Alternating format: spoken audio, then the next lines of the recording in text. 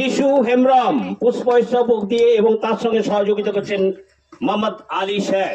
Thank you, thank you. প্রত্যেকেই বড় জোরে হাততালি দিয়ে প্রত্যেকেই thank you, thank you, thank you. অনেক অনেক ধন্যবাদ, অনেক অনেক। WPL অর্থাৎ ever world well private limited.